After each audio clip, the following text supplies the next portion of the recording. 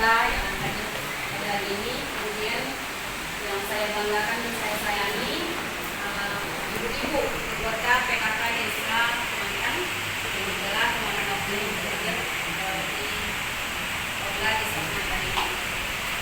Bersyukur kita kepada Allah SWT yang telah memberikan kita nikmat kesehatan, nikmat kesempatan ya, sehingga kita dapat melaksanakan kegiatan ini dan kita dapat hadir di sini dengan cuaca yang sangat cerah. Biasanya hujan, alhamdulillah pada hari ini cuaca sangat bersahabat dan kita bersama supaya acara atau kegiatan kita pada hari ini dapat terlaksana.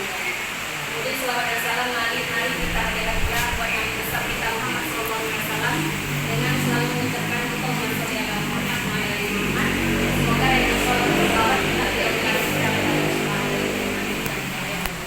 Assalamualaikum warahmatullahi wabarakatuh. Waalaikumsalam warahmatullahi wabarakatuh. Saya pinjam satu pantun bunga ya. Karena ibu-ibu lebih semangat tadi ya, itu saya bilang. Karena saya hanya fokus kepada parenting.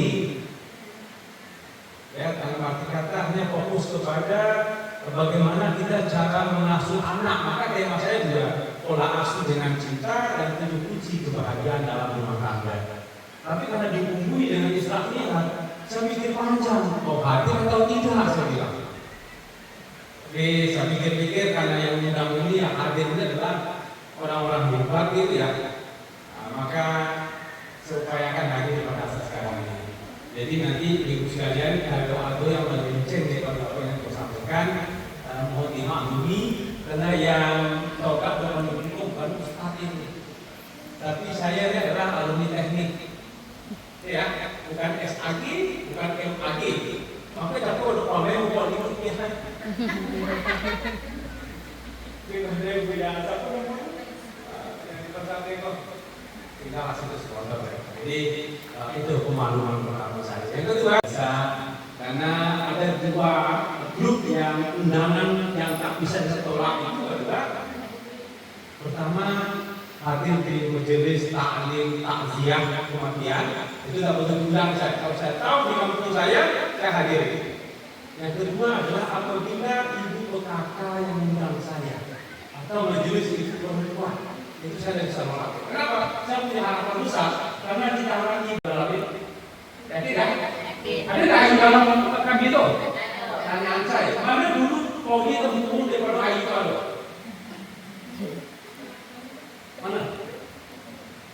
Kan tadi jawab kan, jangankan peristiwa fisik Islam tentang ayu kami aja, kita nggak bisa berpikir tentang hal itu. Maka kita adalah sedang meyakini itu poin yang pertama. Tetapi apa sih yang mendorong kok terjadinya peristiwa itu? Dan itu ada di dalam hidup kita, ada dalam hidup kita. Kenapa Nabi Muhammad itu bisa dirasakan? Ada apa dengan sholat yang dikatakan ibu kita tadi? Jadi itu kalau ibarat obat, sholat itu adalah obat atas penyakit atau rasa yang dirasakan oleh Nabi sebelum keberangkatan dia Isra Mi'raj. Menjemput resep agar segala hal yang dirasakan Nabi itu bisa kembali tenang. Ayo, apa peristiwa?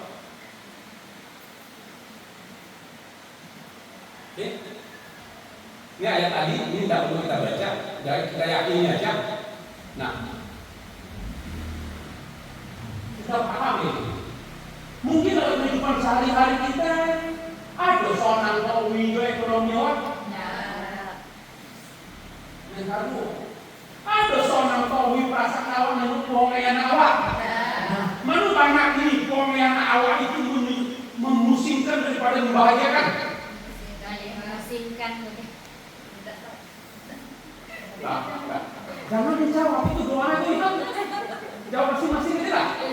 Tapi secara umum hari ini, kelakuan remaja hari ini itu rata banyak. Ya, belajar. Dosa kita ungkapkan gitu ya. Nah, tatkala kita mengalami seperti itu, sebetulnya ibu semua ini di Islam migrantkan. Paham? Jadi apa yang melatar belakangi? Pertama yang melatar belakangi adalah adanya hambatan gangguan yang dialami Nabi Muhammad dalam mendakwai agama. Itu dalam berdakwah. Ada lagi yang tak tertulis itu adalah masalah beliau itu diboikot. Boikot artinya tidak boleh mau dibohongi di kota orang tua, tidak boleh mau digarap dong. Di kota di Moka sedangkan kota di Go kami Solo. Tidak boleh mau dibohongi. Apa yang terjadi itu? Nah, kenapa? Jadi Nabi Muhammad dan keluarganya Bani Hashim itu menderita mereka. Orang-orang yang terdekat beliau itu dijemput oleh Allah, yang sehingga mendapat menjadikan hati Rasulullah itu. Sekarang kira-kira anak kita, suami kita sama dengan hal itu. Jadi tak kala anak kita memusingkan kita, tak kala suami memusingkan kita, sebenarnya harus apa yang kita lakukan? Istirahat.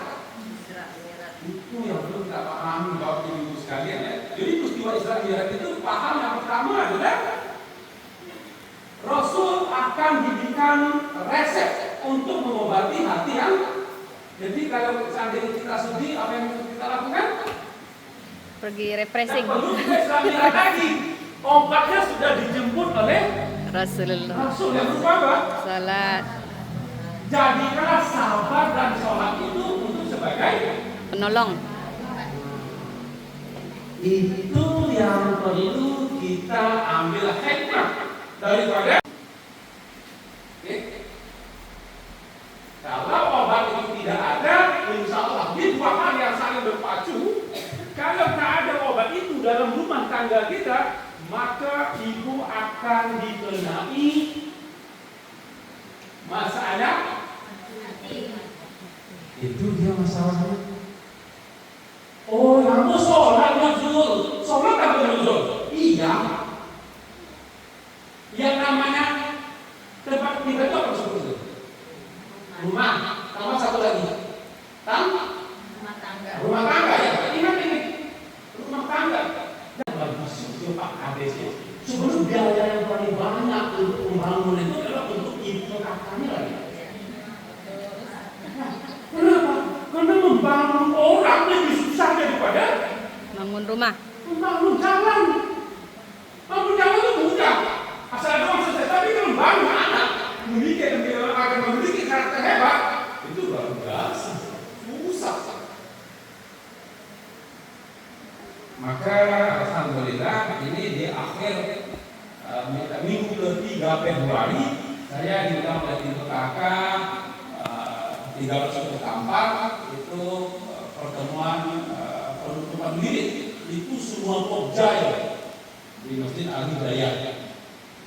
Tapi temanya nggak pakai standar, tapi temanya adalah yang saya sampaikan tadi. Supaya kita tidak terjebak. Apa sih kelebihan ya? Orang ibu-ibu sana dengan pak ibu-ibu kita di Indonesia adalah tak kala ibu nak bikin kue, nak dibongkong itu kue bolongnya harus seperti apa? Bagus, lomak, enak, apa lagi? Komang, cantik. Kue itu lagi bikin atau baru waktu yang pikiran seperti itu? Setelah bikin kue atau sebelum? Sebelum ya. Nah sekarang anak ada nggak punya pikiran sama tentang itu?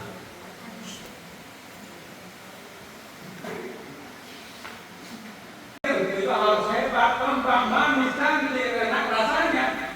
Tapi kalau bikin generasi lagi,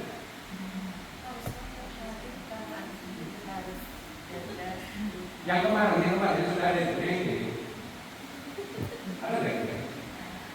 Yang kita dalam hati ini, ada nggak yang pikiran sebelum itu? Yang penting syaratnya ya. Jangan kamu. Honda sales. Tetangga punya Honda, awak punya Honda. Bilang tetangga Honda, hati awak seperti. Bilang tetangga, hati awak gimana? Ikut berduka cita Sodio seharusnya. Seharusnya ikut sedih. Honda kita yang bilang. Lebih sedih. Lebih sedih.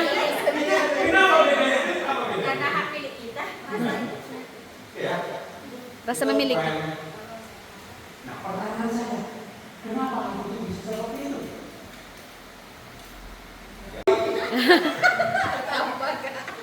Waduh. Saya capek jawaban nak. Apa pertanyaan dia?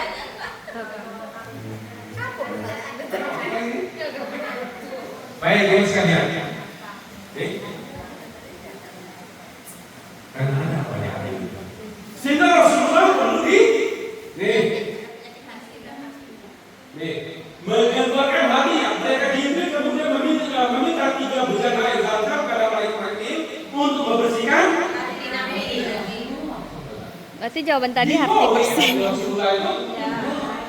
Tapi Hati yang ada sesuatu yang menempel pada hati Rasulullah itu sehingga itulah yang membuat kita itu gimana? Sakit hati. Itu tidak masalah. Kalau tidak ada itu hati itu tidak akan sakit gitu. Kalau kita gimana nih? Bersihkannya. Coba dengan cara sholat, perbanyak baca Quran, berzikir. Ya, yang kita buang itu sebenarnya apa? Yang kita buang itu sebenarnya apa? Sifat itu lah sifat iri. Oke, iri. Apalagi kalau iri itu tidak sakit hati. Memang sakit juga hati kita, tapi kan beda. Rasul itu bukan iri gitu. Iya. Tapi yang dia rasakan sedih. Khadijah meninggal, paman meninggal. Bukan iri kan, tapi sedih. Kalau kita ini parah, bukan itu lagi parah. Coba ada sedih dengan iri ya. Nah, hati kita pantas untuk pakai backlink. Maka di bulan apa ini? Apa sih disunahkan oleh Rasulullah SAW? Kalau bulan Rajab datang, nah ada 2 doa. Yang pertama, sekulangkan aneh ini ya, orang kaya di rumah kita itu soleh jenazah kita, tapi kalau kita sendiri, pasti kita baca, berarti kita tahu. Kalau kita tak baca, berarti kita tahu. Tak sholat. Paham tak? Tapi kalau seseorang tak sholat, sekulangkan aneh itu ya, nyorakan kita jenazah kita, tak diterima. Itu yang diharapkan di seorang ibu hebat itu. Tak ada mana dokter, tak ada mana polisi, tak ada mana tentara. Anak kita kalau dia katakan, Pak Imam saya tak sanggup, coba lempar kacanya, atau kemudian di toko-toko kacanya, akhirnya lebih hancur hati kita tuh.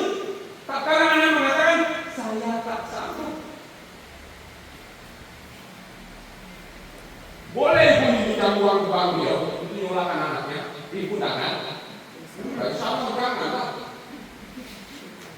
Kita tahu betapa besar dosa. Tidak masalah. Tapi yakinnya besar tak? Karena kita mengira yang imamnya adalah Anak kita sendiri. Itu hebatnya. Itu yang dikira anak soleh.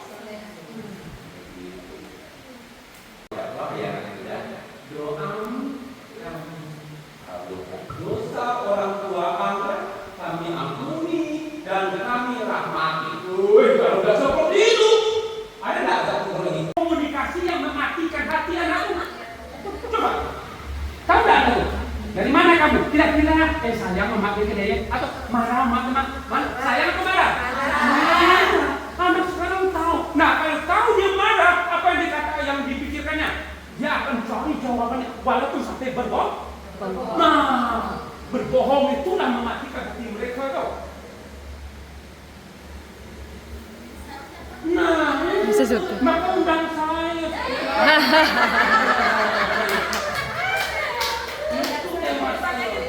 Jadi ibu-ibu sekarang ini butuh belajar kembali cara komunikasi.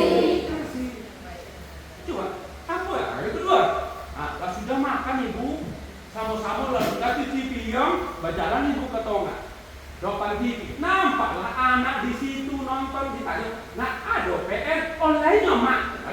Apa dia kata sama anak tadi? Apa tunjuk le? Pojong PR dulu. Tahu nggak? Kalimat itu adalah mematikan hati anak. Tuh, siapa yang bilang gitu? Oh, dong, kalau udah ya, aku capur deh. Ih, kira dong PR dia nontonnya. Tambah tak sulit lagi nopo kubo anak ini. Betapa berdosanya kita tuh. Solim kita itu kepada anak itu. Walaupun nggak mungkin dosa. Oh maaf. Iya, tapi dalam sistem komunikasi kita telah menzalimi anak-anak hari ini. Maka bukan semakin besar mereka, bukan semakin dekat dengan ibunya. Coba cari anak SMA sekarang, yang perempuan itu. Mana dia dewasa ngomong dengan temannya daripada dengan ibunya? Kenapa? Karena di rumah itu banyak mereka mendapatkan virus daripada kita ini. Banyak penyakit yang mereka dapati daripada naksir lagi nih. Temanya apa? Pola asuh ya Cinta. Anak hari ini luar biasa hebat bu. Cuma ibu di situ itu dua anak tuh nggak paham kalau anak ini hebat. Aduh, kau tak ada juga. Awak dulu ke kacuan. Enggak. Anak ini ada tak? Nah, coba dia nama tapi omak lu di bocor zaman ini udah. Ini tuh zaman apa?